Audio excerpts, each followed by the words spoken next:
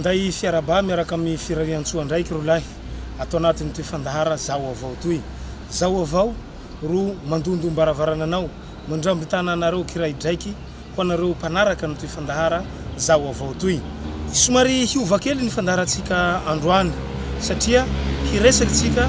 fahasalama atao anatin'ny toy fandahara toy ato ka Pascal Tissot-Jeannot no hovahintsika atao anatin'ny toy fandahara toy ato izay teratany malagasy fa mipetraka ampitan-dranomasina any any Cambodge no ipetrahany isantao toy madame toy avy a Madagasikara etoa mifampiresaky manenty maso anireo tratrany aretina drépanocytose. Madame Pascal Tissot-Jeannot izay efa nifanerasera sy manana traikefa amin'ny ty aretina drépanocytose toy 12 tao niaina tao anatiny fifampikasokasoana amin'ireo manana aretina drépanocytose zay. Tsy ho lava resaky zahay fa ndao harahantsika ny fandahara mahakasika antoy drépanocytose sy mahakasika ny Madame Pascal Tissot-Jeannot toy ndao ary.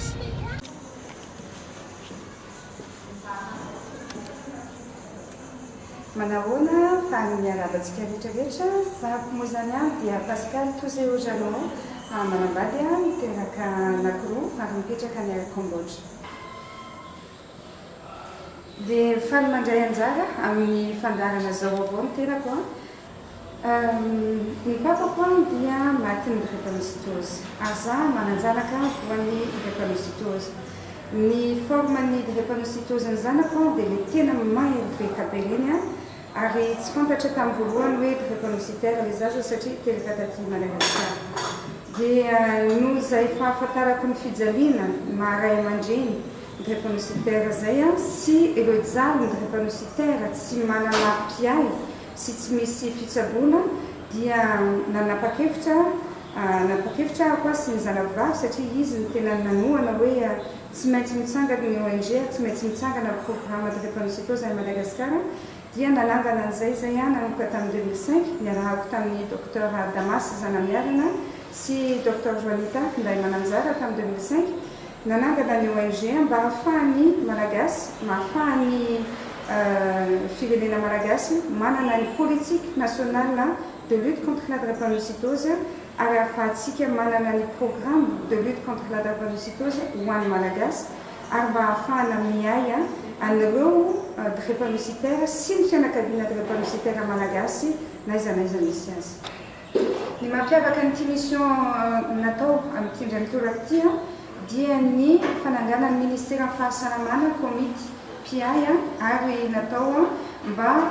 nao ny coordination madio ny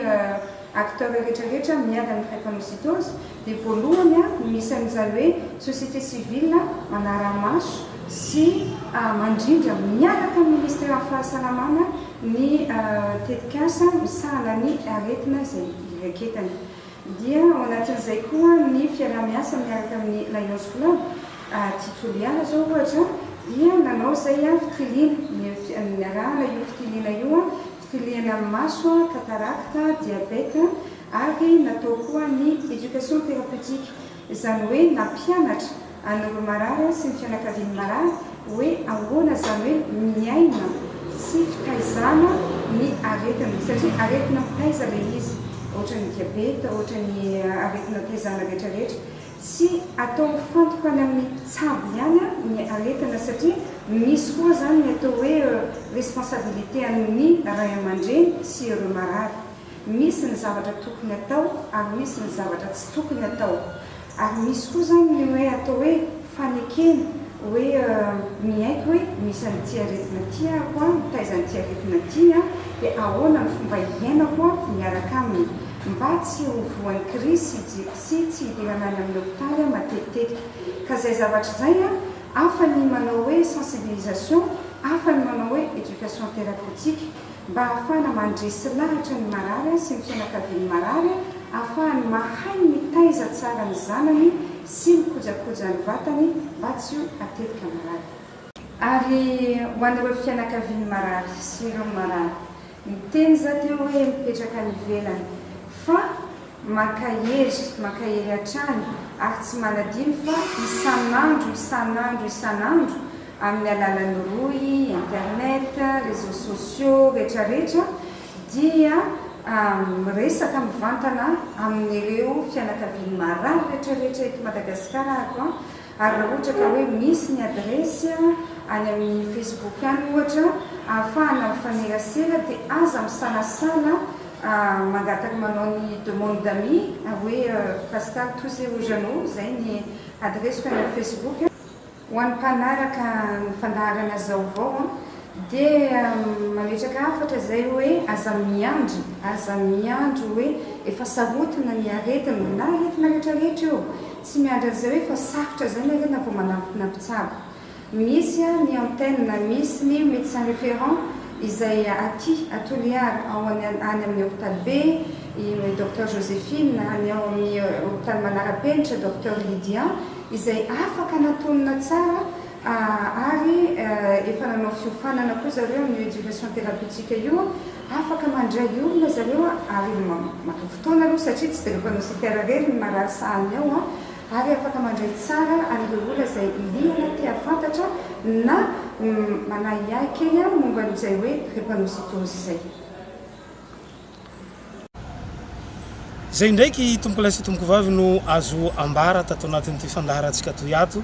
isaorako bevatana nareo zay manaraky tsy tapaky ny fandaharana zao avao na amin'ny alalan'ny tambajotra sosialy zay Facebook, YouTube maro isan-karazany na eto amin'ny radio Soatalily isaorako bevata koa nareo zay manolotsy sokevitsy izay ataontsika hoe hanatsarana ny fandaharana songaniko manokana eto moa i doyen Zokibe Raja Malaivandy zay tsy mitsahatsy manome sosokevitsy hanatsarana ny fandaharana voaray ny sosokevitsy voaray ihany koa ny sosokevitsy avy aminareo mpiheno sy mpijanjy amin'ity fandaharana zao avao toy mametraka ny veloma mandram-piaona ho amin'ny manaraka indray tompoko lasy tompoko avy